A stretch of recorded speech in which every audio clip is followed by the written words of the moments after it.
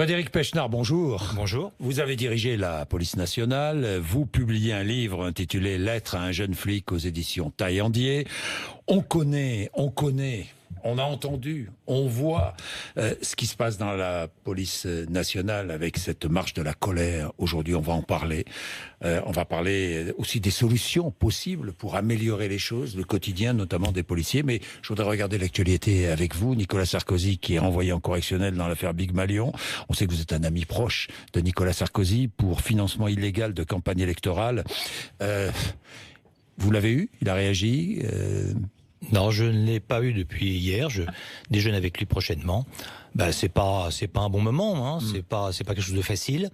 En même temps, je pense que ça lui permettra, et pour la première fois, de s'exprimer. Vous savez, sur les affaires judiciaires, tout ce qu'on en sait, c'est ce qui sort dans la presse, et parfois mal intentionné, des petits morceaux, des bouts de PV.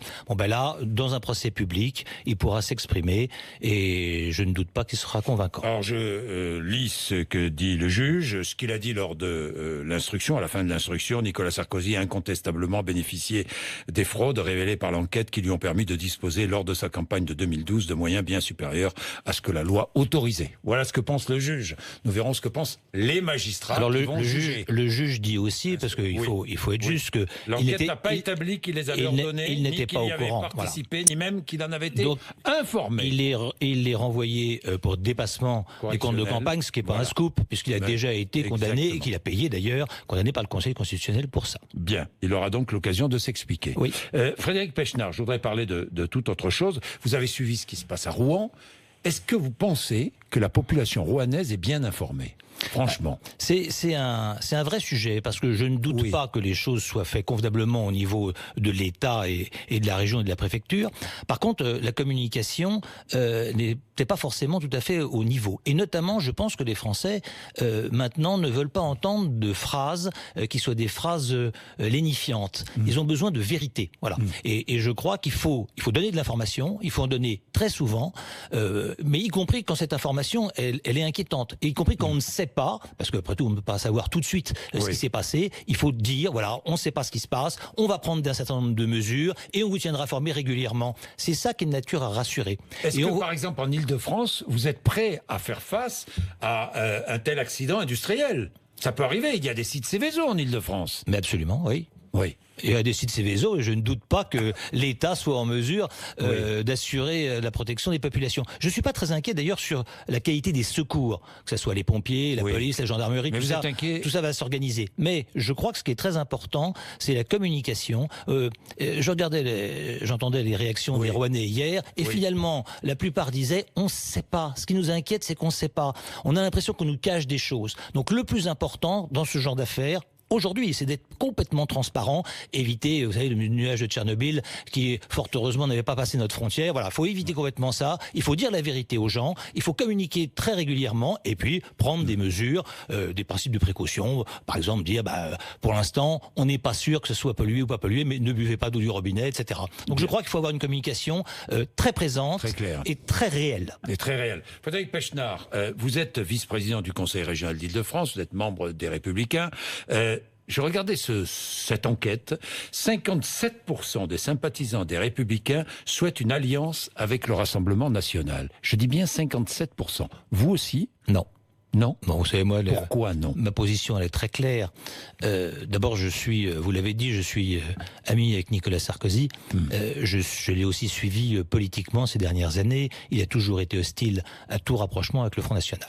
Pourquoi je suis fondamentalement contre? D'abord parce que ce ne sont pas mes valeurs. C'est pas ce que je pense.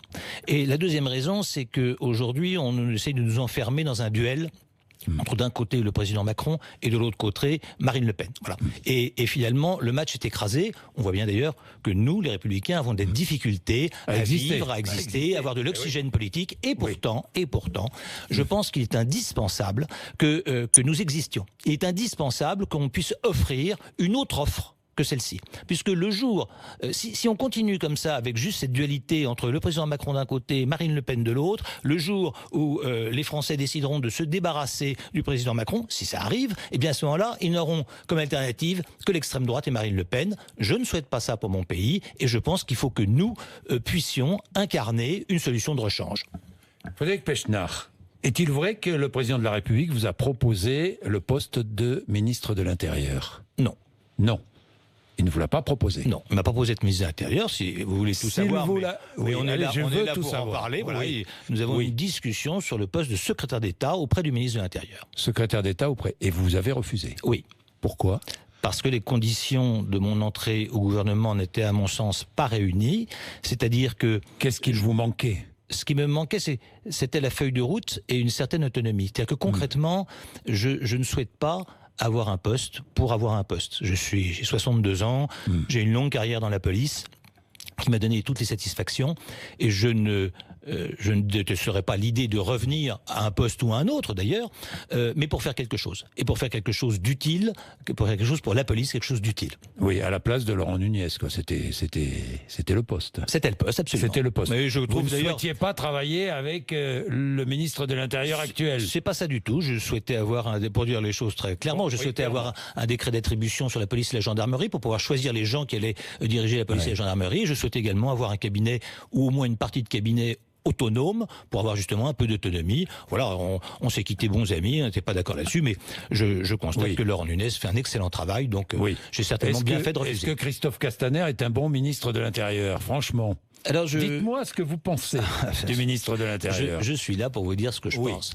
Je pense que le ministre de l'Intérieur, c'est un métier qui est très difficile et qu'il faut certainement pas faire comme on le fait aujourd'hui, s'attarder à une personnalité. C'est pas très important la personne qu'il est. Ce qui est important, c'est la politique qu'il va mener. Voilà. Alors, je ne critique jamais les hommes parce que je sais que c'est un métier qui est difficile, sur lequel vous êtes tous les jours sur l'actualité, vous en prenez tous les jours plein la gueule, si vous me permettez cette expression. Voilà. Alors après, moi ce que je pense, c'est que c'est un peu ce que je dis dans mon livre, et notamment les pistes, voilà, il y a des choses qui ne sont pas faites et qui devraient être faites.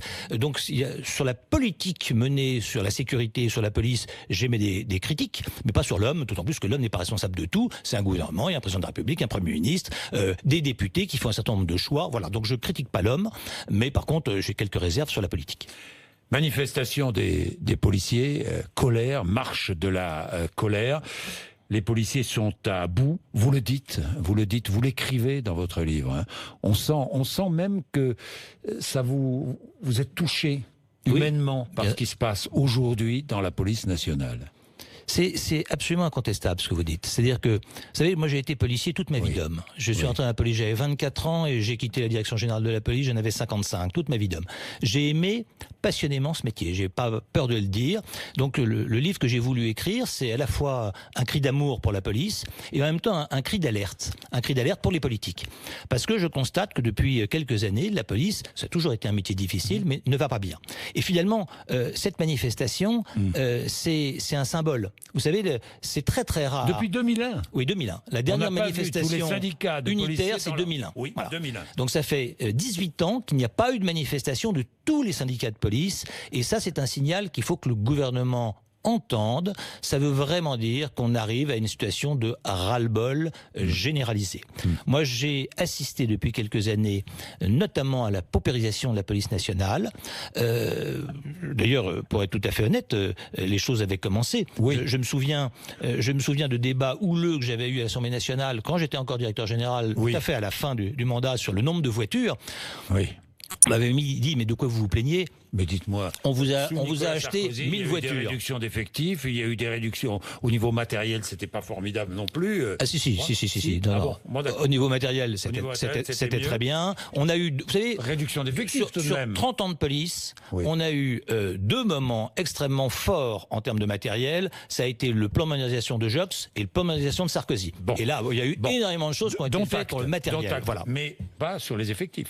Alors, sur les effectifs, puisque je crois que c'est important d'en parler un tout petit peu. Est-ce qu'on manque de policiers? 150 000 policiers en France. Oui, 100 000 gendarmes. 100 000 gendarmes. 25 000 policiers municipaux et 160 000 personnes qui font de la sécurité privée. Si vous comparez avec les autres pays européens, on est à peu près dans le même ratio.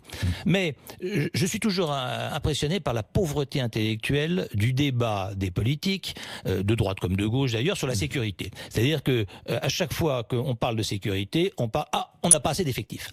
Le sujet, c'est pas exactement ça. Le sujet, c'est quelle mission pour la police? Ça, c'est la première chose. C'est-à-dire que si tout d'un coup, on vous donne des missions supplémentaires, il faut plus de monde. Si au contraire, vous en enlève, on peut avoir moins de monde. Et puis, parallèlement aux missions, quels sont les moyens? Alors dans les moyens, il y a les effectifs, évidemment, mais il y a aussi tout le reste. Les moyens, il faut des commissariats pour accueillir les gens, il faut des voitures pour que les patrouilles puissent rouler, il faut des ordinateurs, il faut investir dans la police technique et scientifique, il faut investir dans la formation, voilà. Et ça, c'est tout ça qui est en train de baisser. Un chiffre, je suis pas un fanatique des chiffres, mais c'est quand même intéressant de se rendre compte. Quand j'étais directeur général de la police, la masse salariale du budget, c'était 80% du budget. Et il y avait donc 20% du budget pour tout le reste, tout ce que je vous ai dit, les voitures, l'équipement, etc. Aujourd'hui, il y a eu un glissement et on est à 90% de masse salariale et à 10% seulement d'investissement pour le reste. C'est-à-dire qu'il y a une augmentation de la masse salariale et une diminution des moyens. Le ciseau se croise et ça fait paupérisation des effectifs. Ça veut dire quoi? Que les policiers sont mieux payés alors? Ça veut dire qu'ils sont un peu mieux payés et c'est tant mieux. Oui. Ça veut dire aussi qu'ils sont pas leurs heures supplémentaires. Un peu plus nombreux. Ah, oui. Alors là, c'est mon dada. Oui, j'ai lu dans votre livre. Vous tombez bien. C'était la première chose à faire. Oui. Je l'ai dit, je l'ai redit à tous ceux que j'ai eu l'occasion d'approcher, les politiques de droite, de gauche, macronistes. La première chose à faire, il faut payer les heures supplémentaires des policiers. Il faut payer le stock, pour ceux qui le souhaitent, parce qu'après tout, ceux qui préfèrent, vous savez, les heures supplémentaires aujourd'hui, à part chez les CRS, ne sont pas payées, mais sont récupérées. Donc vous avez des gens qui ont 300 jours de vacances et qui partent 2 ans avant à la retraite. Donc très bien, si ça leur convient. Mais il y en a d'autres qui préféreraient avoir de l'argent.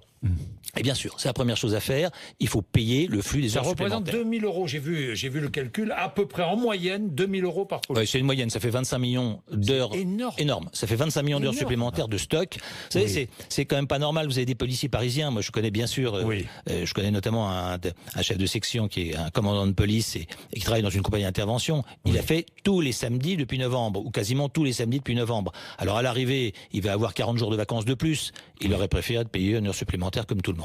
Et puis c'est une question de logique. On peut pas faire travailler les gens plus sans qu'ils gagnent plus. Donc moi je crois que la première chose à faire, allez, la seconde, parce que la première c'est un plan de modernisation important pour éviter justement cet effet paupérisation, et la seconde c'est de payer les heures supplémentaires. Bien. Est-ce qu'il faut accorder le droit de grève aux policiers? Non, vous savez, je pense qu'il faut qu'il y ait. Vous avez aujourd'hui un statut du fonctionnaire.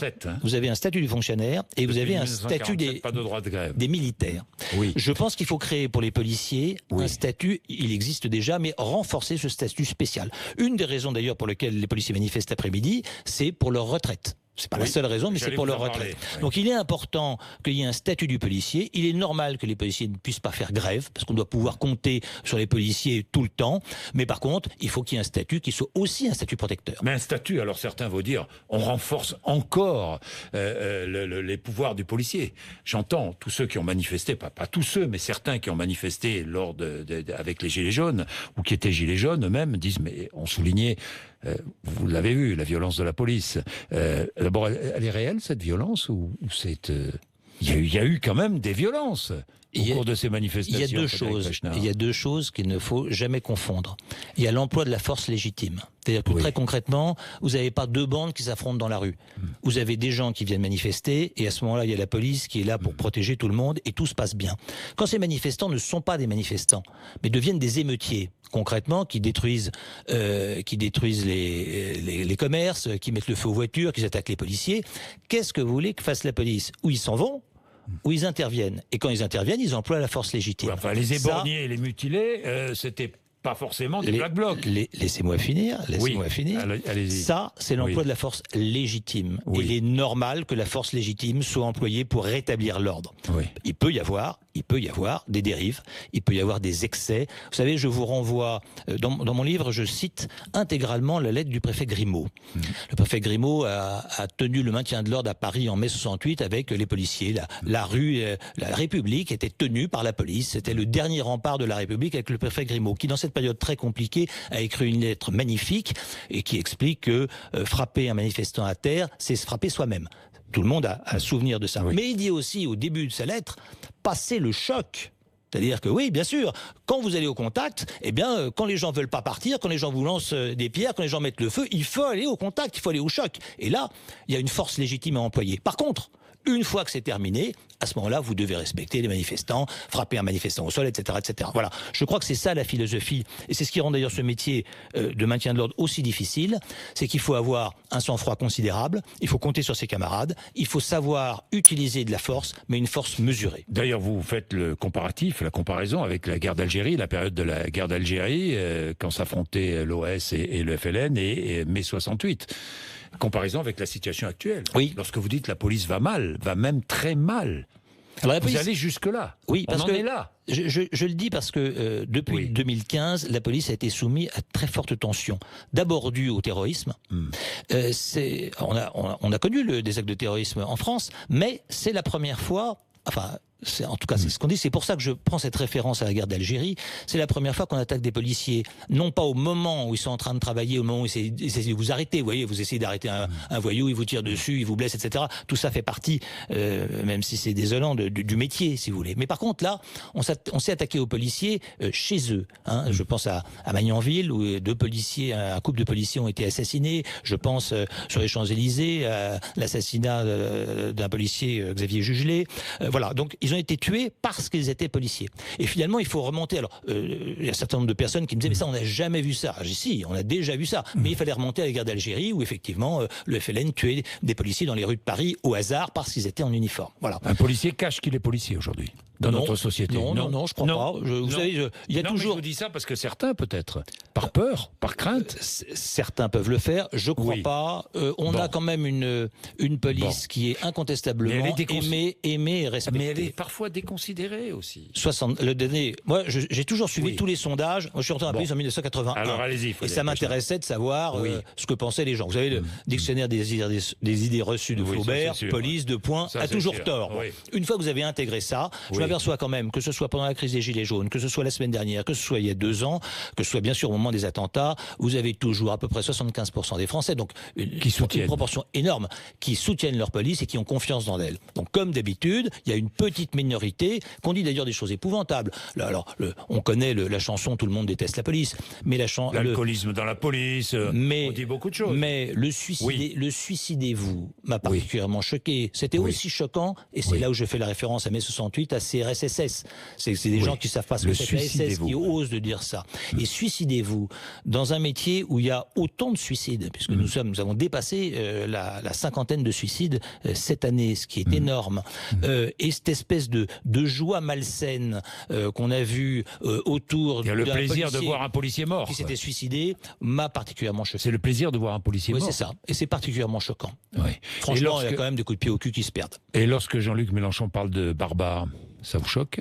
Alors ça me choque d'autant plus que ça vient d'un élu. Voilà, les élus de la République, lui-même, demandent le respect parce qu'il représente la République, ce qui n'est pas faux. Mais quand vous voulez être respecté, il faut être respectable. Et je trouve que ces propos sont extrêmement dangereux. La remise en cause systématique, la violence dont il a fait preuve envers les policiers, ce qu'il laisse sous-entendre à la télévision en disant « je n'ai pas été à la manifestation, sinon, entre guillemets, les policiers m'auraient tué ». Voilà. Ça, c'est des propos qui sont inadmissibles. Condamnables. Condamnables. Et je pense que... À condamner, et je pense que, en tout cas je les condamne moi, avant que peut-être la justice le fasse, mais je pense surtout que finalement il sait pas tellement comment s'en sortir. C'est-à-dire que il sait qu'il a fait une bêtise au moment de la perquisition, il s'est mis en scène, il a été inutilement agressif, violent, et là, au lieu de s'excuser et dire mes mots ont dépensé ma pensée, je trouve qu'ils se sont empêtrés un petit peu là-dedans et qu'ils savent pas comment s'en sortir. Alors vous avez la sécurité de la région Île-de-France entre les mains, enfin la sécurité. C'est un bien grand mot, disons que... C'est un bien grand mot, mais quand même, vous êtes responsable. Donc, tous les trafics de stupéfiants en Île-de-France, certains j'entends déjà certains auditeurs ou téléspectateurs se dire « Ah mais oui, mais regardez les trafics dans les quartiers, la drogue, que fait la police ?» Que fait la police? J'entends, vous connaissez cette question. Alors bien sûr, fait la police? Un mot, c'est l'État qui est chargé de la sécurité, et au niveau communal, ce sont les maires. La région Île-de-France a décidé, c'est pas le cas d'ailleurs de toutes les régions, a décidé de faire de la sécurité une de ses priorités. Donc, elle a créé, il y en a que 3 d'ailleurs dans les 13 régions, un poste de vice-président. Valérie Pécresse a a créé ce poste de vice-président à la sécurité et à l'aide aux victimes. Et notre boulot, c'est pas de faire de la police, parce qu'on n'a pas les compétences pour le faire, c'est d'aider. Oui. Donc nous aidons les communes à équiper leur police municipale, à s'équiper en vidéoprotection. Nous aidons aussi l'État, parce que les commissariats sont dans des états épouvantables, donc nous aidons à la construction, la rénovation des commissariats.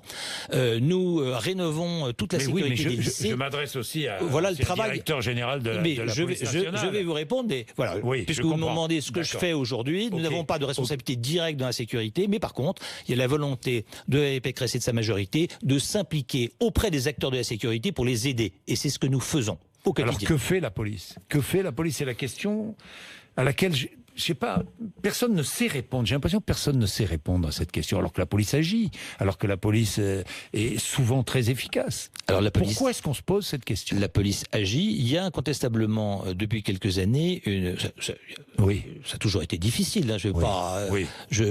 Mon livre, vous verrez, c'est. Vous l'avez lu. Oui, je l'ai lu. C'est pas un livre politique. Lettre à un jeune flic. C'est pas un livre politique. J'ai pas du tout voulu en faire un livre politique. C'était pas mon sujet. Donc je vais pas dire on a fait mieux, ils ont fait moins bien, etc. Bon. D'abord, ce qu'il faut savoir, c'est que quoi qu'il arrive, la délinquance existera toujours.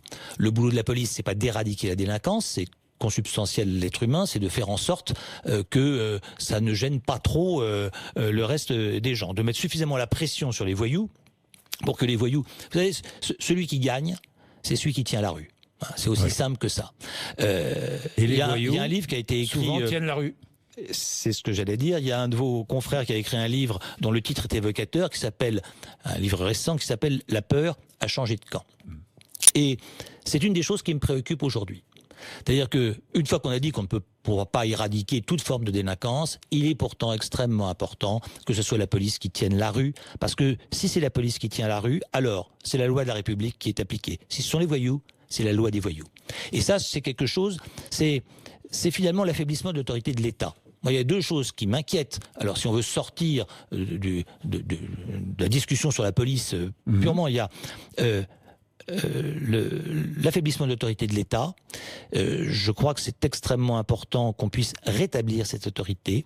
Et ça passe notamment par l'exécution des peines. C'est-à-dire... Vous savez, toute ma vie de flic, j'ai entendu dire, là, vous en avez pas marre, les policiers arrêtent, les magistrats relâchent. C'est pas vrai. Les policiers arrêtent, les magistrats condamnent, c'est après l'exécution des peines qui est mal faite. Par exemple, vous avez des fraudeurs à la RATP, 10% seulement des amendes sont récupérées. Par exemple, vous avez des gens qui sont condamnés à des travaux d'intérêt généraux, ce qui est une excellente peine pour des jeunes délinquants, et ils ne sont pas tous faits. Par exemple, vous avez des gens qui sont condamnés à la prison ferme, et pourtant, ils n'y vont pas. Et tout ça crée un sentiment d'irresponsabilité et de délitement de l'État. Donc je crois que il faut impérativement remettre l'Église au cœur du village et faire en sorte que les sanctions soient appliquées. Elles existent, les sanctions, mais elles sont mal ou insuffisamment appliquées. Merci Frédéric Pechnard. Lettre à un jeune flic aux éditions Taillandier. Vous étiez sur RMC et BFM TV. Merci.